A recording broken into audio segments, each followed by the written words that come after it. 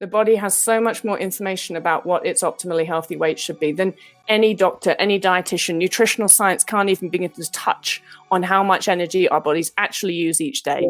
They're finding a similar genetic Everything evolved for a reason. Everything. Yeah. I don't believe any of it is mistake. I feel like a lot of different what we consider to be physical and mental disorders are actually in a certain environment not disordered at all, but incredibly functional. Mm-hmm. So all of these things would have evolved for a reason. And one of the problems that I think that worries me about now that we are actually, and the fields are looking into genetic influences for all of these things, especially in the eating disorder and the diet industry, I wish that we could just be like, you know what, body's smarter than we are. We should just let it be the way it needs to be and stay out of it, because we don't actually need to know what our body's genetic response to energy deficit is. And we don't need to try and fix that. We just need to not go into energy deficit.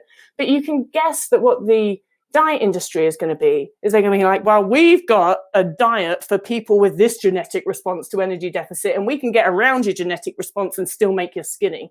That's what I think is the problem is going to start to be as we actually find out more about these things. So I wish that humans would be like, you know what, body's really smart, and it's not going to just agree with me that I should be skinnier than it wants to be. So let's leave it as it is. And unfortunately, that's kind of the never-ending battle when you're talking about health, is it's always, in the end, like any industry is about how can it make money in a new way to trick. So it's always going to be some sort of stigmatizing problem that you're just going to have to constantly, it's like politics. You have to constantly remind people of facts. Yes. And so it's kind of the same thing. And I was going to say what you'd already talked about before about the kind of body weight and things like that. That's one thing that I think is important to put out there. Like, you've spoken about it a lot, obviously, that your body knows what its optimum weight is. Body knows so much more information. The body has so much more information about what its optimally healthy weight should be than any doctor, any dietitian. Nutritional science can't even begin to touch on how much energy our bodies actually use each day. Yeah.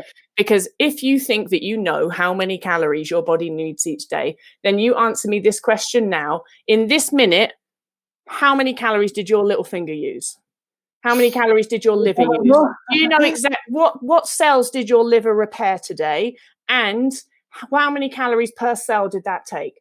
The answer is that we actually don't know shit about what's going on in here. Yeah. We do not know what's happening. We do not know how much energy it takes. But the glorious thing is, once again, we don't need to. We just need to listen to the body and tell it, eat what it tells us to eat, because it is communicating with us all the time as to how much it needs.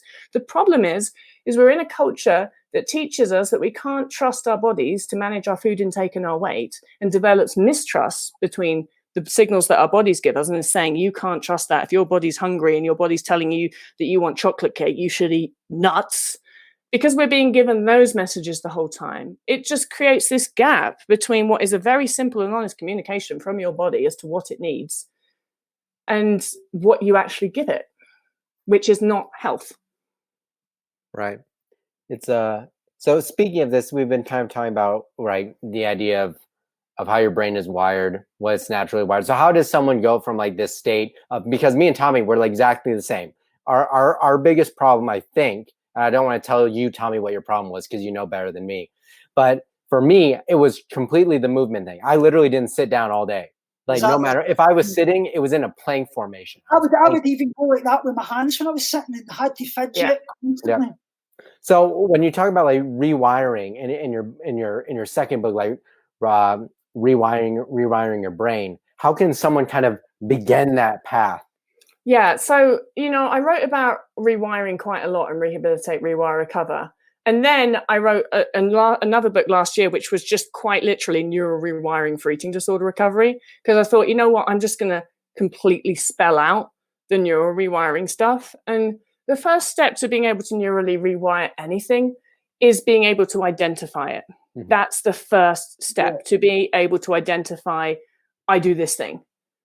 And that's also the hardest step, is definitely the recognizing it's a problem. And then once you've recognized the problem, actually the hardest step is committing to changing it.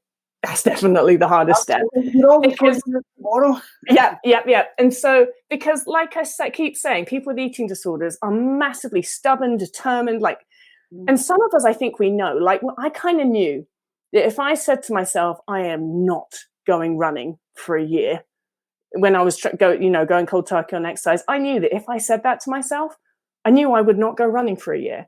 And so that kind of scared me. To commit to it scared me because I knew I'd follow through. And then, of course, my eating disorder brain didn't like that.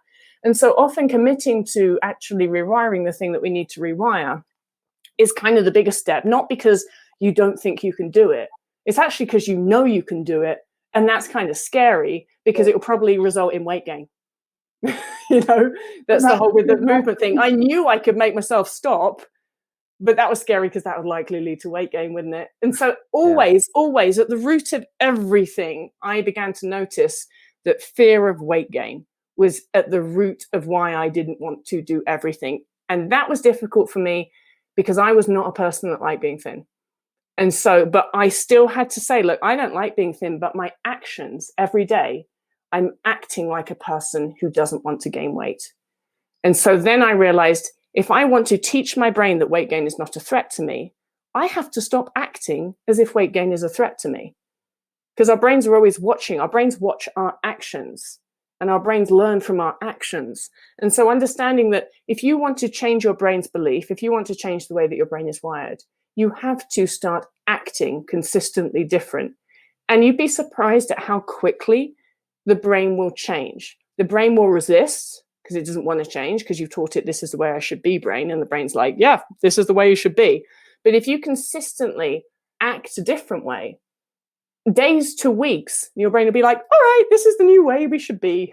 It actually cottons on pretty fast. It gives you a load of resistance. And it's like, no, human, we shouldn't change. You taught me we shouldn't change. We definitely shouldn't stop running. And then after a while, it'll be like, yeah, you're right. Stopping running is great. So rewiring doesn't take that long if you consider that many of us have been wiring our behaviors in for a number of years. Mm-hmm. But rewiring is about the big stuff, like stopping restriction, stopping running, changing your belief systems that thinner is better and fatter is not. It's also about the tiny, tiny day-to-day stuff. And I always say that when I had an eating disorder, it wasn't necessarily the things I did. It was the way I did them. So, for example, emptying the dishwasher. Now, emptying the dishwasher in itself is not an eating disordered behavior. Like, no one is going to look at a person emptying a dishwasher and say, you've got an eating disorder. That's not an eating disorder on its own. However, the way that I used to empty the dishwasher when I had an eating disorder was disordered. I would walk as far as possible. I'd take one plate at a time. I emptied the dishwasher in a very inefficient way. Mm-hmm. So it wasn't the actual activity of emptying the dishwasher that was problematic. It was the way I did it. And so I had to commit to rewiring the way I emptied the dishwasher. And I had to force myself to take a stack of plates at a time and go to the cupboard and put them all in the cupboard. And the first time that I ever did that, I felt like my brain was going to explode. Mm-hmm. Everything in my brain was saying, take one plate at a time. And I was like, no, I'm going to do it. I'm going to take like 10 plates and I'm going to walk them over and put them in. And it was emptying the dishwasher like a normal ass person was almost as difficult for me as stopping running was. So it's not just the big stuff, it's the small stuff as well. And that's what, when you are neurally rewiring your brain, and you have to understand that, yes, the big stuff is important, but you've got to get it all out. You've got to change the way that you do a lot of the things that you do.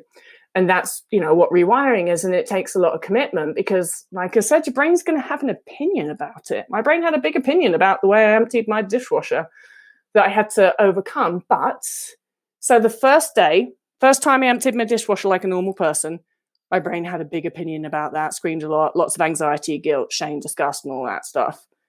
And then the second day, there was still that, but it was a bit less. And then the third day, it was a bit less.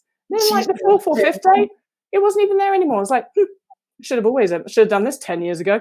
So that's how it goes with rewiring. But the thing is, you also have to be very consistent. If I'd gone through all of that emotion about making the decision to empty the dishwasher like a normal person, and done it that one day, but then the next day gone back to my eating disordered way, I was not rewiring anything. And then the day after that, I decided I was going to empty the dishwasher in a non-eating disordered way. It would have been just as hard again, because I just reinforced the disordered way of doing things. So consistency and committing to that consistency and saying, hell or high water, from now on, I am emptying the dishwasher like a normal ass person.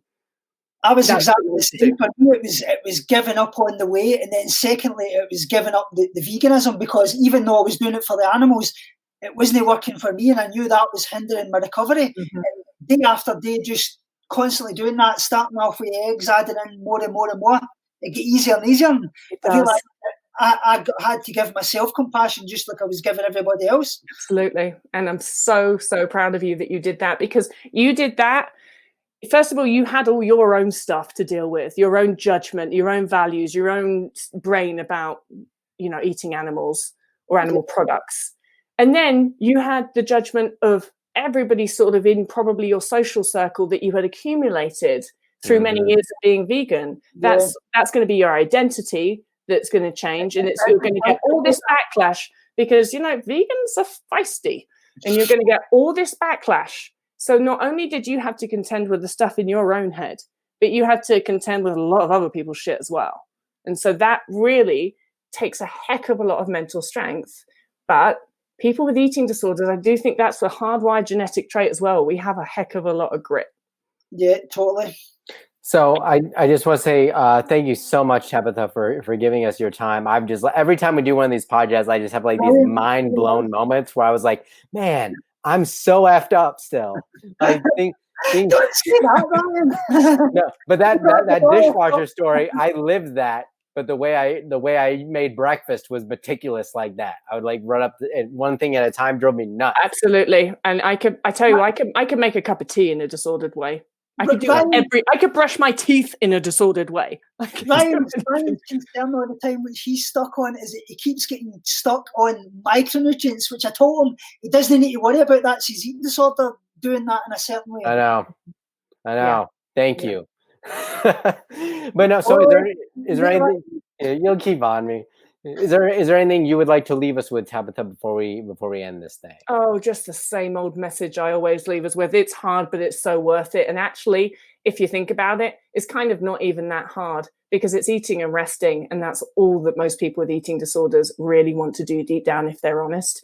And the reason for that is because no matter how big your eating disorder is, your body at some level is still always communicating to you, human, I need food and rest. I need food and rest. I need food and rest. And so recovery really isn't the fight. Maintaining an eating disorder is the fight.